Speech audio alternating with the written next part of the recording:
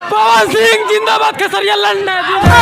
अरे मर्दे ऐसा मत कह, न तो खेसारी के फैन लोग खिसिया जाई लो।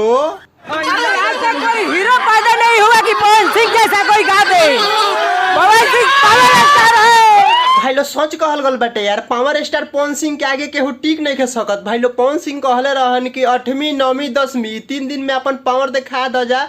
तो भाई लो सच में तू लो दिखा दे लो यार। पवन सिंह के फिल्म इतना देखे खातिर यार भाई लोग पहुंच गल लो कि मतलब यार हॉल में यार टिकट नहीं के मिल पावत। भाई लो सच कहता नहीं यार, तू लो ही पहले वीडियो क्लिप देख लो ना। मतलब आप भोजपुरी इंडस्ट्री में सबसे ज्यादा पसंद किस स्टार को? Power star. पावर स्टार को। और बहुत सारे स्टार है, उन लोगों का ओनली पावर स्टार। फिर पावर स्टार। खेसारी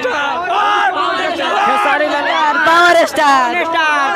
पावर यहाँ से शुरू हो गया, यहाँ खत्म है कॉल जा पावर स्टार। देखो लो भाई लोग, पवन सिंह के फिल्म देखे खातिर भाई लोग इतना पगला गल बा लोग, का बतलाई यार। हॉल में इतना जाम चलता भाई लोग कि वजह ठीक से टिकट नहीं है मिल पावत। और तू लोग तो जानते बा लोग, खेसारी लाल यादव के भी मूवी खातिर मतलब भाई लोग पगलाइले बार लोग। काहे कि मतलब पवन सिंह के मूवी से ज्यादा तो उनकर मूवी चलता टे। काहे कि उनकर मूवी में पहले ही दिन से पूरा हॉल में भीड़ लागल। और पवन सिंह के फिल्म में देखे खातिर एक आदमी पहुंच रहन। देख लो पहले इनकर वीडियो। अच्छा ये बताइए, आप पिक्चर देखने के लिए आए हैं? हाँ पवन सिंह का? हाँ, कहाँ घर है? जवाही टोला। अच्छा ये बताइए, कोई हॉल में नहीं, अकेले पिक्चर देख रहे हैं?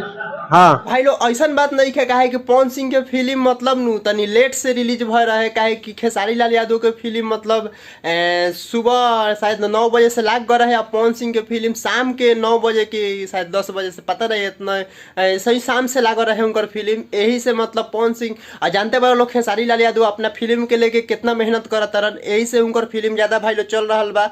और लागत है कि भाई लोग अब ना चल पाई। काहे कि खेसारी लाल यादव मतलब ऐसा बात नहीं कि मेहनत नहीं करत, बहुत मेहनत करता रन। लेकिन पवन सिंह भाई लोग लाइव आके जब से कहले बान कि अपन 3 दिन में पावर दिखा द जा, तो पवन सिंह के फिल्म देखे खातिर भाई लोग इतना यार पवन सिंह के प्यार दिखावत लो। मतलब इतना देखे खातिर उनका पहुंच गल वालो कि क्या कहीं यार टिकट हो जब मतलब टिकट काउंटर पर जो भाई साहब टिकट काटत रहन उ सही से काट नहीं खन पावत। काहे कि इतना भीड़ होता नु भाई लोग। तुलो तो भीड़ देख के तारा लोग के अंदाज लागिए गल हुई। तो भाई लोग पवन सिंह खातिर यार कमेंट करके जरूर बतलावल लो कि मतलब हर हर गंगे मूवी हिट हुई कि ना। और मिलल जी फिर से नया वीडियो में, तब तक के लिए बाय बाय।